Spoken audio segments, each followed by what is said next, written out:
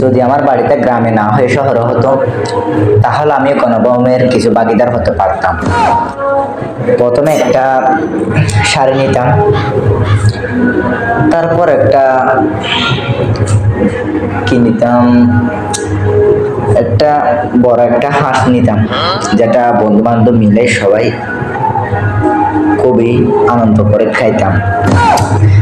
তারপর কি নিতাম, তারপর এখানে একটা সুইমিং পুল আছে, ওইটার মধ্যে অনেক ভালো করে একটা গোসল দিতাম। গোসল করে কাটা পরিষ্কার করে ফেলতাম। আমি তো 1 সপ্তাহ ধরে গোসল করতেছি না। আর কি করতাম, আসলে গণভবনের একটি ভাগিদার হতে পারলাম না। সালার গ্রামে থেকে কোনো লাভ নাই, শহরে চলে যেতে হবে। এখন কিছুই পেলাম না।